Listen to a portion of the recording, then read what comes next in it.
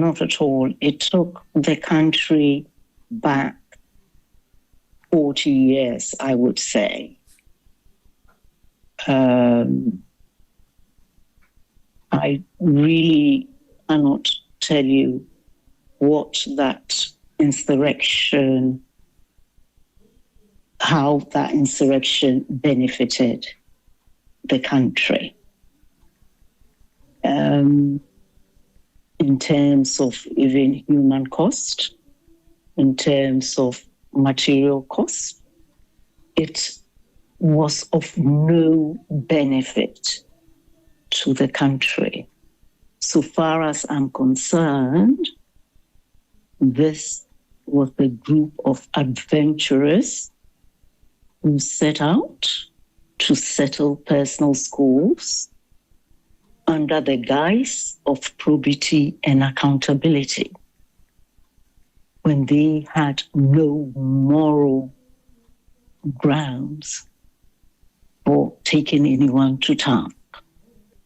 What it left the country with was a sense of division, actually not a sense, but division, which persists still today, proliferation of arms, indiscipline, and rampant corruption.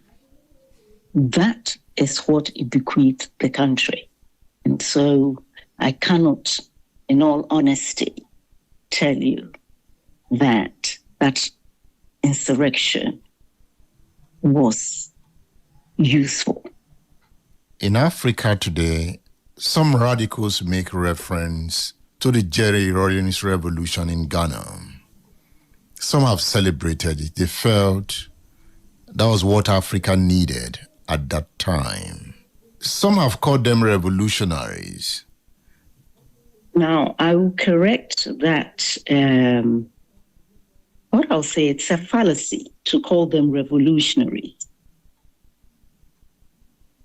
They were not revolutionaries in the true sense of the word. They were a bunch of indisciplined men. That's what they were. And for those people in Africa and elsewhere who look on Rawlings and his acolytes as being revolutionaries, I think they are misguided. If they lived in the country and they knew the conditions under which the general populace lived, I don't think they would be making that assertion. And indeed, when the National Reconciliation Commission, which was formed by President John Kufuor when he took over from Rawlings in 2000, when he set up that National Reconciliation to investigate human rights abuses in the country, the report stated in one of the chapters that the 112 days that the AFRC, the Armed Forces Revolutionary Council, led by Jerry Rawlings, the 112 days they ruled the country was a period when life was solitary, poor, nasty, brutish, and short. And that is in only 112 days. And there was a murderous rampage and sheer terror, the like of which has never been seen before. State Affairs with Edmondo Bilo is live.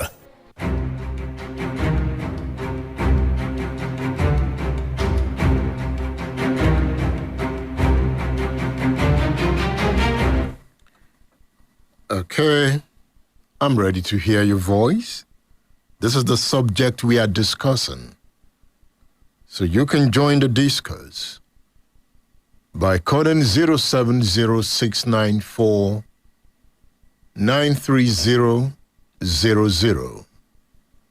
That is 070-694-93000 or 070-144-75770.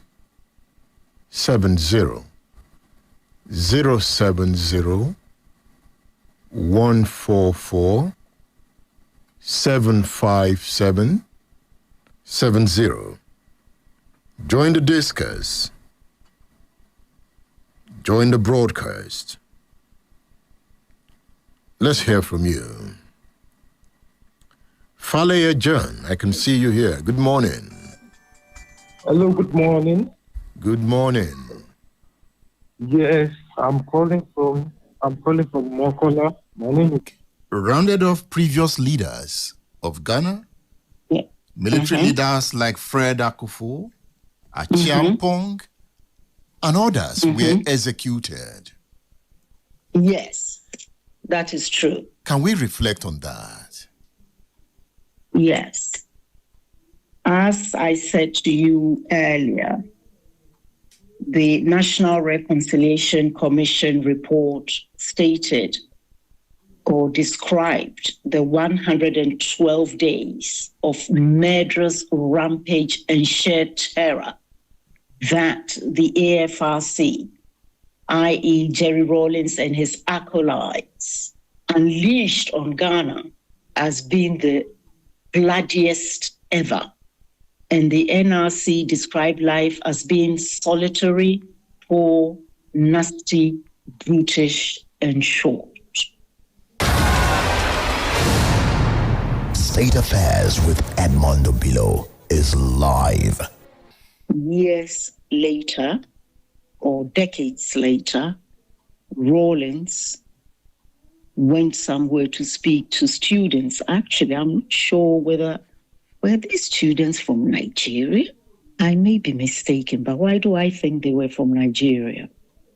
Anyhow, he told them there was a general called Odartey-Wellington, and he went around saying that I did this, that, and the other.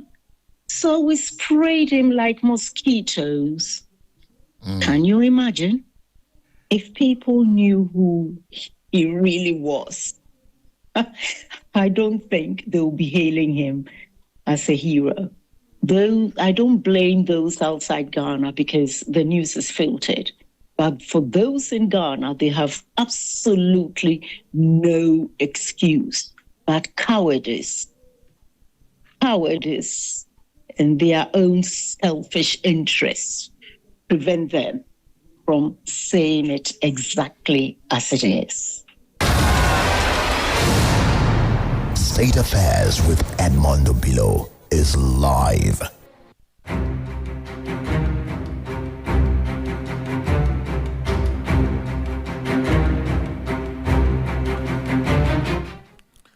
So history returns with a human voice.